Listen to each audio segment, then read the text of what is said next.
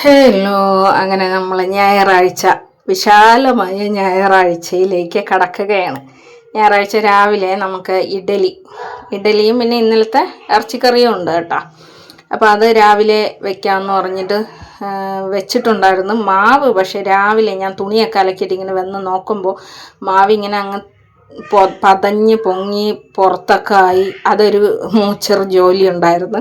അതെല്ലാം പിന്നെ തുടച്ച് പിറക്കിയെടുത്ത് രാവിലെ ഒന്ന് പാല് വാങ്ങിച്ചുകൊണ്ട് വാമോനെ എന്ന് പറഞ്ഞ് കുറേ സമയം പറയുമ്പോൾ പോയിട്ട് വാങ്ങിച്ചുകൊണ്ട് വരും. ഞായറാഴ്ചയും കൂടി ആകുമ്പോൾ ഭയങ്കര മടിയാണ് കേട്ടോ പിള്ളേർക്കല്ല, പൊതുവേ ഞായറാഴ്ച എന്നൊരു ദിവസം ഉണ്ടെങ്കിൽ നമുക്കൊക്കെ ഭയങ്കര മടിയുള്ളൊരു ദിവസം തന്നെ ആയിരിക്കും.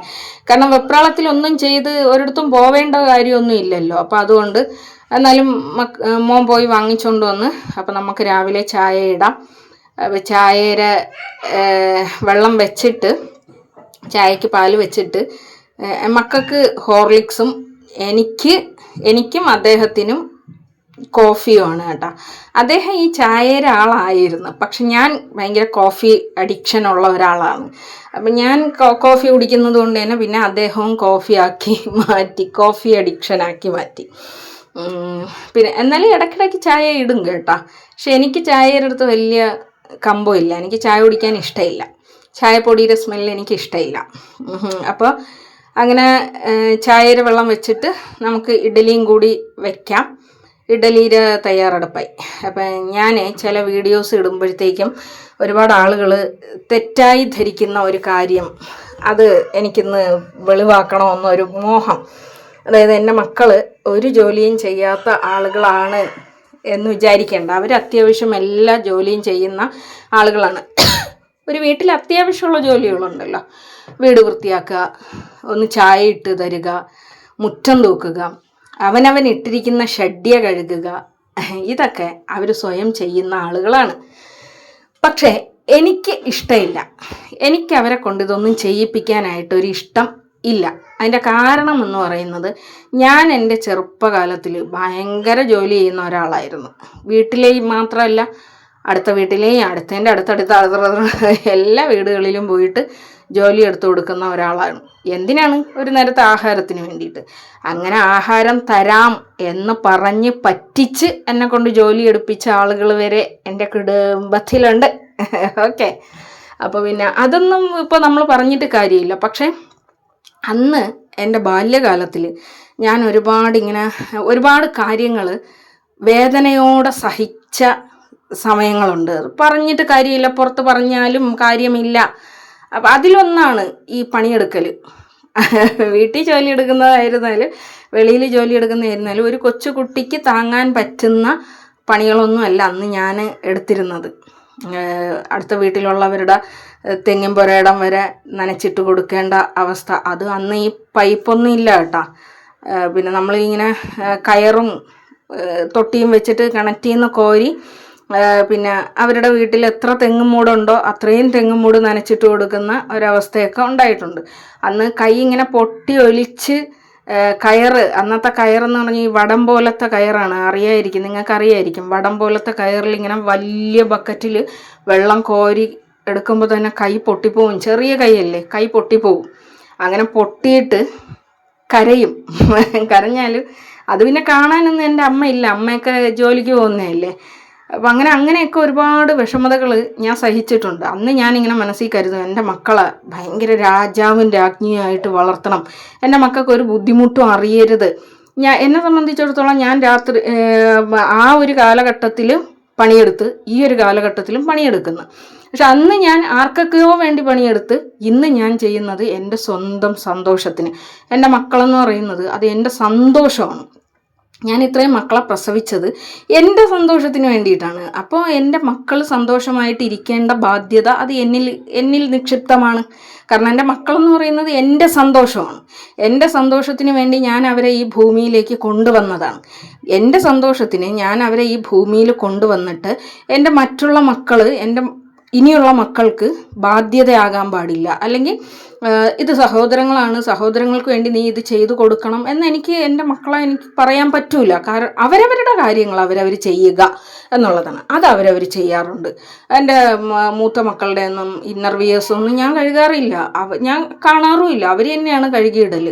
പിന്നെ അതുപോലെ തന്നെ യൂണിഫോം ചില സമയങ്ങളിൽ മാത്രമാണ് വലിയ കുട്ടികളുടെ യൂണിഫോം ഞാൻ കഴുകിയിട്ട് കൊടുക്കാറുള്ളത്. അത് അവർ 3 പേരും അവരുടെ യൂണിഫോം കഴുകാറുണ്ട്. പിന്നെ ഞാൻ കഴുകുന്നതെന്ന് പറയുന്നത് എൻ്റെ കൊച്ചുമക്കളുടെ യൂണിഫോമാണ്. അത് കഴുകാൻ ഞാൻ എടുക്കുന്ന സമയത്ത് മക്കളെ നിങ്ങളത് ഉണ്ടെങ്കിൽ ഇങ്ങ് കൊണ്ടുപോകാ എന്ന് പറഞ്ഞ് അങ്ങനെ ഞാൻ ചെയ്തു കൊടുക്കുന്നതാണ്. അത്യാവശ്യം അവരവരുടെ കാര്യങ്ങൾ അവരവർ ചെയ്യുന്ന ഒരു കണ്ടീഷൻ തന്നെയാണ്. പിന്നെ ഞാൻ നിർബന്ധിച്ചിട്ട് ഇത് ചെയ്യണം, ഇത് ചെയ്തേ പറ്റൂ, അടുത്ത വീട്ടിൽ പോയി പൊറുതി നടത്തേണ്ടതാണ്, അങ്ങനെയൊന്നും ഞാൻ പറഞ്ഞു കൊടുക്കൂല കേട്ടോ.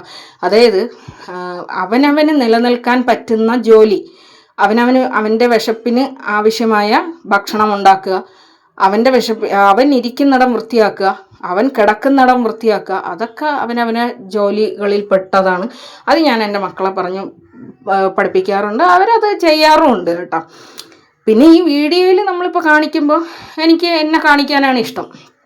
എൻ്റെ മക്കളാരും തന്നെ വീഡിയോയിൽ വരാൻ ഇഷ്ടപ്പെടുന്ന കുട്ടികളല്ല. അപ്പോൾ അവരെ നിർബന്ധിച്ച് കൊണ്ടുവരിക എന്ന് പറയുന്നത് ശരിയല്ലല്ലോ. പിന്നെ ഈ എവിടെയെങ്കിലും പോകാൻ എടുക്കുകയൊക്കെ ചെയ്യുമ്പോൾ അപ്പം തന്നെ ഞാൻ ക്യാമറ എടുക്കുമ്പോഴേ എൻ്റെ മക്കൾ പറയും യൂട്യൂബിൽ ഇടാനായിരിക്കും, വേണ്ടേ എന്ന് തന്നെ പറയും. അപ്പോൾ അതുകൊണ്ടാണ് ഞാൻ എൻ്റെ വീഡിയോസ് പിന്നെ ഇങ്ങനെ കാണിക്കുന്നത്. അല്ലാതെ മക്കൾ പണിയെടുക്കാത്ത മക്കളൊന്നുമല്ല. പിന്നെ വീട്ടുജോലി പഠിപ്പിക്കുക എന്ന് പറയുന്നത് വീട്ടിലെ ജോലികൾ പഠിക്കുന്നതിനേക്കാൾ, അതായത് ഒരു കൂലിയും ഇല്ലാത്ത വീട്ടുജോലി പഠിക്കുന്നതിനേക്കാൾ കൂലി കിട്ടുന്ന മറ്റ് ജോലികൾ പഠിപ്പിച്ചെടുക്കുക എന്നുള്ളതാണ് എൻ്റെ ഒരു പോളിസി എന്ന് പറയുന്നത്. ഇത് നമുക്ക് മനസ്സിന് സന്തോഷം തരുന്ന ഒരു ജോലി മാത്രമാണ്. സന്തോഷം ഇല്ല എങ്കിലോ ഇത് ഭയങ്കര ഭാരമുള്ള ഒരു ജോലിയുമാണ്. ഇന്ന് ഞാനൊരു സ്റ്റാറ്റസ് കണ്ടിട്ടുണ്ടായിരുന്നു, ഒരിക്കലും തീരാത്ത ജോലിയും ഒരു പ്രതിഫലവും ഇല്ലാത്ത ജോലി എന്ന് പറയുന്നത് വീട്ടമ്മ എന്ന വാക്കാണ് എന്നൊക്കെ ചിലരുടെയെങ്കിലും മനസ്സിൽ, നമ്മളിപ്പോൾ എത്ര സന്തോഷം എന്ന് പറഞ്ഞാലും ചിലരുടെയൊക്കെ മനസ്സിൽ അത് ഭയങ്കര ഒരു ഭാരമായിട്ട് കിടക്കുന്ന ഒരു പദവി തന്നെയാണ് വീട്ടമ്മ എന്ന് പറയുന്നത്. അപ്പം അങ്ങനെ ഒരു വീട്ടമ്മയായി ചുരുങ്ങി പോകരുത് എന്ന് ഞാൻ എൻ്റെ മക്കളോടും പറയാറുണ്ട്, എൻ്റെ ആൺമക്കളോടും. നിങ്ങൾ ഇടപഴകുന്ന സ്ത്രീകളെ ഒരു വീട്ടമ്മയായി മാത്രം കാണാതിരിക്കുക, അവർക്ക് വേണ്ടുന്ന സ്വാതന്ത്ര്യം കൊടുക്കുക, അവരും ഒരു മനുഷ്യനാണ് എന്നുള്ള ഒരു പരിഗണന കൊടുക്കുക എന്നൊക്കെ ഉള്ളത് തന്നെയാണ് ഞാൻ എൻ്റെ മക്കളെ പഠിപ്പിക്കുന്നതും ഞാൻ എൻ്റെ ജീവിതത്തിൽ പ്രാക്ടിക്കലാക്കാൻ വേണ്ടിയിട്ട് ശ്രമിക്കുന്നത്. അപ്പോൾ പിന്നെ എൻ്റെ മക്കൾ തന്നെ എൻ്റെ അടുത്ത് ചോദിച്ചിട്ടുള്ളൊരു കാര്യമാണ്, പിന്നെ എന്തുകൊണ്ട് ഉമ്മച്ചി വീട്ടമ്മയായി ചുരുങ്ങിപ്പോയി എന്നുള്ളത്. പക്ഷെ അവർ കാണുന്നില്ല ഞാൻ വെറും ഒരു വീട്ടമ്മയല്ല, ഞാനൊരു തയ്യൽ ജോലി ചെയ്യുന്ന ഒരാളാണ്. തയ്യൽ ജോലി ഞാൻ പഠിക്കുന്നതിന് മുമ്പ് തന്നെ, പഠിച്ചതിന് ശേഷം തന്നെ ഞാൻ ലാബ് ടെക്നീഷ്യൻ എന്ന് പറയുന്ന ഒരു കോഴ്സ് പാസ്സായ ഒരാളാണ്. ഞാൻ ജൂബിലി മെമ്മോറിയൽ ഹോസ്പിറ്റലിൽ ട്രെയിനിങ് നടത്തിയ ഒരാളാണ്. എൻ്റെ കയ്യിൽ ഇഷ്ടംപോലെ ജോലികൾ എൻ്റെ കൈവശമുണ്ട്. പക്ഷേ എനിക്ക് ഏറ്റവും ഇഷ്ടമുള്ളൊരു ജോലിയാണ് തയ്യൽ. അതുകൊണ്ട് ഞാനത് തിരഞ്ഞെടുത്തു. അതിൽ നിന്ന് എനിക്ക് ആവശ്യത്തിനുള്ള ഇൻകം ഉണ്ട്. അപ്പോൾ നമുക്ക് രാവിലെ ഇഡലിയും ഇറച്ചിക്കറിയും. അപ്പോൾ നിങ്ങളും കഴിച്ചു എന്ന് ഞാൻ വിചാരിക്കുന്നു. അപ്പോൾ ഇതാണ് സംഭവം. ഞാൻ വീട്ടമ്മയായി ജീവിക്കുന്നു എന്നുള്ളത് അത് എൻ്റെ സന്തോഷങ്ങളിൽ പെടുന്നതാണ്. എൻ്റെ ഭർത്താവ്, എൻ്റെ മക്കൾ, ഇത് എന്നെ സന്തോഷിപ്പിക്കുന്ന കാര്യമാണ്. അപ്പോൾ ഞാൻ എൻ്റെ സന്തോഷത്തിൽ ജീവിക്കുന്ന ഒരാളാണ്. എനിക്ക് സന്തോഷം തരുന്ന സ്ഥലങ്ങളിൽ എനിക്ക് സന്തോഷമുള്ള കാര്യങ്ങൾ മാത്രം ചെയ്ത് ജീവിക്കാൻ ആഗ്രഹിക്കുന്ന ഒരു വ്യക്തിയാണ്. എൻ്റെ ജീവിതം എന്ന് പറയുന്നത് വളരെ സന്തോഷകരമായ ഒരു ജീവിതവും തന്നെയാണ്. എൻ്റെ മക്കളെന്ന് പറയുന്നത് അത് എനിക്ക് ഈ ഭൂമിയിൽ എനിക്ക് ഏറ്റവും സന്തോഷം തരുന്ന കാര്യമാണ്. എൻ്റെ മക്കൾക്ക് വേണ്ടിയിട്ട് ജീവിക്കുക, അവരെ കൊണ്ട് നടക്കുക, അവർക്ക് ഭക്ഷണം വാങ്ങിച്ചു കൊടുക്കുക, അവരുടെ വസ്ത്രം, അവരുടെ കാര്യങ്ങൾ ചെയ്തു കൊടുക്കുക, ഇതൊന്നും എനിക്കൊരു ഭാരമേ അല്ല. എനിക്കത് ഭയങ്കര സന്തോഷം തരുന്ന ഒരു കാര്യമാണ്. അപ്പം ഞാനും ആച്ചിപ്പൂവും ചിക്കുവും കൂടി മീൻ വാങ്ങിക്കാൻ വേണ്ടിയിട്ട് പോകാൻ റെഡിയായി നിൽക്കുകയാണ്. അപ്പം ഞാനിപ്പോൾ എവിടെ പോയാലും എൻ്റെ ആച്ചിപ്പൂ എൻ്റെ കൂടെ അങ്ങ് കയറും. അവൻ്റെ ബാഗ് ഉപേക്ഷിക്കപ്പെട്ടു കേട്ടോ. അവൻ വലിയ കുട്ടിയായില്ലേ, വലിയ ഇക്കാക്കായി. അങ്ങനെ അവൻ ഞങ്ങളെ കൂടെ യാത്ര ചെയ്യാൻ വേണ്ടിയിട്ട് ഉള്ള ബാഗിൽ നിന്ന് ഊരി അവൻ സ്വയം. പക്ഷെ ബാഗിൽ നിന്ന് ഊരി കഴിഞ്ഞപ്പോൾ എനിക്ക് മനസ്സമാധാനം ഇല്ലാതായേ. കാരണം ഇവൻ്റെ കൈ ഒന്ന് വിട്ടാൽ ഇവൻ ഓടുന്ന ഒരു പ്രായമല്ലേ. അപ്പോൾ അതുകൊണ്ട് ഞാനിങ്ങനെ ഭയങ്കര ടെൻഷനിലാണ്. അവനെ ഇങ്ങനെ കൊണ്ടുപോകാൻ എനിക്ക് ഭയങ്കര ടെൻഷനാണ്. അപ്പോൾ രാവിലെ എഴുന്നേറ്റ് പുറത്തൊന്ന് പോയി നോക്കി, പച്ചക്കറിയൊക്കെ വാങ്ങണമല്ലോ എന്ന് പറഞ്ഞിട്ട് പച്ചക്കറി വാങ്ങിക്കാൻ വേണ്ടിയിട്ട് പോയി. അവിടെ നിന്ന് തോരനും അവിയലിനും സാമ്പാറിനും മലക്കറി വാങ്ങിച്ച്. ഇതിപ്പോൾ ഭയങ്കര ദൂരമായിട്ട് നിങ്ങൾ കാണുന്നതാണ്. ഇത് സത്യത്തിൽ വീട്ടിൻ്റെ അടുത്ത് തന്നെ ഉള്ള ഒരു പച്ചക്കറി കടയാണ് കേട്ടാ. അതാ കണ്ട ഇതാണ്. ഇവനെ പിടിക്കാൻ പറ്റില്ല. ഇവൻ അമ്മാതിരി വിഡിൽ പോലെ ഓടിക്കളയും.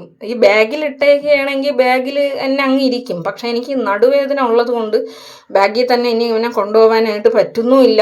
അങ്ങനെ ഞാൻ ബാഗിൽ നിന്ന് ഇവനെ ഊരി. പിന്നെ ഇതാണ് നമ്മളെ ബഷീറിൻ്റെ പിന്നെ മീൻകടയിൽ നിന്ന് നമ്മൾ അയല വാങ്ങിച്ച അയല. അപ്പോൾ ഇന്ന് നമ്മൾ ഉച്ചയ്ക്ക് ചോറും തോരനും അയലയും അയലക്കറിയും. പറ്റിയാൽ പൊരിക്കണം, 4 കഷ്ണേ ഉള്ളൂ, അതാണ് വേറൊരു വിഷയം. അപ്പോൾ പിന്നെ നിങ്ങളുടെയൊക്കെ വിശേഷങ്ങൾ എന്താണ് എന്ന് പിന്നെ ഒന്ന് പറയ്. പിന്നെ ഞാൻ ഭയങ്കര സന്തോഷകരമായ ഒരു ലൈഫാണ് ജീവിച്ചു പോരുന്നത്. എൻ്റെ മക്കളെന്ന് പറയുന്നത് എനിക്ക് ബാധ്യതയോ അവർക്ക് ഒരുപാട് സ്വർണവും പണവും ഒന്നും ഉണ്ടാക്കി കൊടുക്കാൻ വേണ്ടിയിട്ട് എനിക്ക് കഴിഞ്ഞിട്ടില്ല. പക്ഷേ അവരിച്ഛിക്കുന്ന സമയത്ത് അവരുടെ കൂടെ ഇരിക്കാനും അവർക്ക് വേണ്ടുന്ന സന്തോഷകരമായ ഒരു സാമീപ്യം കൊടുക്കാനും ഒരമ്മ എന്നുള്ള നിലയിൽ എനിക്ക് കഴിഞ്ഞിട്ടുണ്ട് എന്നാണ് എൻ്റെ വിശ്വാസം. ഇനി നാളെ അവർ വലുതായതിന് ശേഷം ഉമ്മച്ചി ഞങ്ങളിങ്ങനെ കഷ്ടപ്പെടുത്തിയില്ലേ എന്ന് പറയുമോ എന്നൊന്നും എനിക്ക് അറിഞ്ഞുകൂടാ. പക്ഷെ എൻ്റെ മനസ്സാക്ഷിക്ക് ഞാൻ എൻ്റെ മക്കളെ ഭയങ്കര സന്തോഷമായിട്ട് വെച്ചേക്കാൻ ഒരുപാട് സ്ട്രഗിൾ ചെയ്തിട്ടുള്ള ഒരാളാണ്. ആ സ്ട്രഗിൾ ഒന്നും തന്നെ എന്നെ നഷ്ടബോധത്തിൽ കൊണ്ടെത്തിക്കുന്ന ഒരാളും അല്ല ഞാൻ കേട്ടാ. ഇനി അങ്ങനെ ഒരു നഷ്ടം ഉണ്ടായാൽ ഞാൻ അതങ്ങ് സഹിക്കും.